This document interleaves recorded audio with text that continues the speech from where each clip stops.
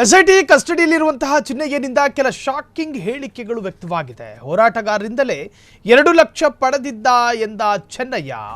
ಎಲ್ಲವನ್ನೂ ಬಾಯಿ ಬಿಡುತ್ತಿರುವಂತಹ ಸಾಕ್ಷಿದಾರ ಚೆನ್ನಯ್ಯ.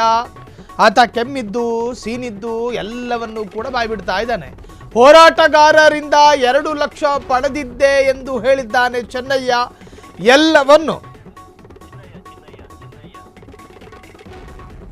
ಎಲ್ಲವನ್ನೂ ಬಾಯಿ ಬಿಡುತ್ತಿರುವಂತಹ ಚಿನ್ನಯ್ಯನ ಸ್ಫೋಟಕ ಹೇಳಿಕೆಯಿಂದ ಹಲವರಿಗೆ ಸಂಕಷ್ಟ. ಚಿನ್ನಯ್ಯ ಹೇಳಿಕೆ ಸುಳ್ಳೋ ಸತ್ಯವೋ? ಚಿನ್ನಯ್ಯ ಅಂದರ್ ಆಗೋದು ಫಿಕ್ಸು. ಸಾಕ್ಷಿದಾರನ ಹೇಳಿಕೆಯಿಂದ ಅನೇಕರಿಗೆ ಕಾನೂನು ಕಂಟಕಗಳು ಎದುರಾಗೋ ಸಾಧ್ಯತೆಗಳಿದ್ದಾವೆ. ಚಿನ್ನಯ್ಯನಿಗೆ ದುಡ್ಡು ಕೊಟ್ಟು ಹೇಳಿಸಿದವರಿಗೂ ಕಷ್ಟ, ಕಟ್ಟಿಟ್ಟ ಬುತ್ತಿ. ಚಿನ್ನಯ್ಯನನ್ನ ಪಾತ್ರಧಾರಿಯನ್ನಾಗಿಸಿದವರನ್ನ ವಶಕ್ಕೆ ಪಡೆಯುತ್ತಾ ಎಸ್ಐಟಿ. ಚಿನ್ನಯ್ಯನ ಗ್ರಾಮಸ್ಥರಿಂದಲೂ ಕೂಡ ವಿಜಯೋತ್ಸವ. ಆತ ಯಾವ ಗ್ರಾಮ? ಆತ ಏನೋ ಬಳಳ್ಳಿ ಅನ್ನೋ ಗ್ರಾಮದಲ್ಲಿ ಇದ್ದಂತೆ, ಮಂಡ್ಯದ. ಚಿನ್ನಯ್ಯನಿಗೆ ಕಠಿಣ ಶಿಕ್ಷೆ ಕೊಡಿ ಎಂದ ಗ್ರಾಮಸ್ಥರು. ದೇಶವೇ ಶಾಕ್ ಆಗುವಂತೆ ಹೇಳಿಕೆ ಕೊಟ್ಟಿದ್ದ ಚಿನ್ನಯ್ಯ ಹೇಳಿದ್ದೆಲ್ಲವೂ ಸುಳ್ಳು ಎಂದು ಸಾಬೀತಾದರೆ ಗಲ್ಲಿಗಾಕಿ ಎಂದ ಚಿನ್ನಯ್ಯನ ಗ್ರಾಮಸ್ಥರು.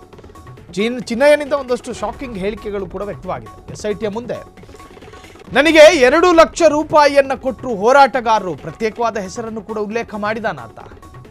2 ಲಕ್ಷ ಹಣ ಕೊಟ್ಟರು, ಹಾಗಾಗಿ ನಾನು ಹಣದ ಆಸೆಗೆ ಈ ಕೆಲಸ ಮಾಡಿದೆ. ಅಲ್ಲ ಕಣಯ್ಯ, ಬ್ಯಾಗ್ ತುಂಬಿಸ್ಕೊಂಡು ಬುರುಡೆ ತಂದಲ್ಲ, ಅದ್ರ ಕತೆ ಏನು ಅಂತ ಕೇಳಿದ್ರೆ ನನಗೆ ಬುರುಡೆ ತಂದು ಕೊಟ್ಟರು, ತಗೊಬಂದೆ.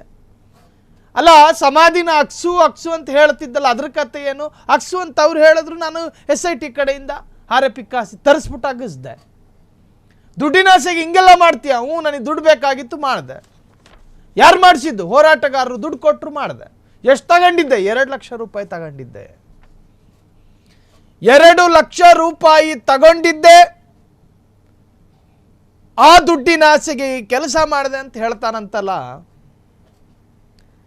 ಸೊ ಈ ಹೇಳಿಕೆಗಳು ನಿಜವೋ ಸುಳ್ಳು, ಅದು SIT ತನಿಖೆಯ ಕಡೆಯ ವರದಿಯಲ್ಲಿ ಬಹಿರಂಗ ಆಗಬೇಕು, ತನಿಖಾ ವರದಿಯಲ್ಲಿ. ಸೊ ಈಗ ಈ ಹೇಳಿಕೆ ಕೊಟ್ಟಿದ್ದಾನೆ ಎಂದು ಹೇಳಲಾಗ್ತಾ ಇದೆ. ಇನ್ನು ಈತ ಮೂಲತಃ ಮಂಡ್ಯದವನು. ಆ ಮಂಡ್ಯದ ಗ್ರಾಮಸ್ಥರ ಕಥೆ ಕೇಳಿ. ನಮ್ಮ ಅಕ್ಕಪಕ್ಕದ ಮನೆಯವರು ಶಾಕ್ ಆಗಿದ್ರು ಆತನ ಹೇಳಿಕೆ ಕೇಳಿ. ಗ್ರಾಮಸ್ಥರು ಹೇಳೋದು ಇದನ್ನ. ಈತ ಯಾರು? ಚಿನ್ನಯ್ಯ. ಆತ ವಾಸ ಇದ್ದಂತಹ ಅಕ್ಕಪಕ್ಕದ ಮನೆಯವರೆಲ್ಲರೂ ಕೂಡ ಶಾಕ್ ಆಗಿದ್ರಂತೆ. ಈ ಮುಖಾನ ಎಲ್ಲ ನೋಡಿದೀವಲ್ಲ, ನಮ್ಮ ಚಿನ್ನಯ್ಯನೇನಾಯಿತಾ ಅಂಥೇಳಿ ಕೆಲವರು ಅಂದ್ಕೊಂಡಿದ್ರಂತೆ ಆಗಲೇ. ಸೊ ಗ್ರಾಮಸ್ಥರು ಹೇಳುವಂತೆ ಇಡೀ ಜಗತ್ತೇ ತಿರುಗಿ ನೋಡುವಂತಹ ಆರೋಪವನ್ನು ಮಾಡಿದ್ನಲ್ಲ ಚಿನ್ನಯ್ಯ.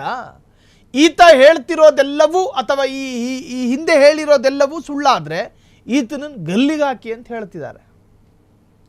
ಗಲ್ಲಿಗಾಕಿ ಅಂತ. ಈತನ ಸರಿಯಾದ ಮಿಲ್ಲಿಗೆ ಕೊಟ್ಟು ಸರಿಯಾಗಿ ನಿಲ್ಲಿಸ್ಬಿಟ್ಟು ಕಡಿದ್ರೆ 3 ಮನೆಗೆ ಪಕ್ಕಾ ಸಾಗುತ್ತೆ. ಈತನ ದೇಹ ಹೆಂಗಿದಾನೆ ನೋಡಿ, 3 ಮನೆಗೆ ಪಕ್ಕಾ ಸಾಗುತ್ತೆ.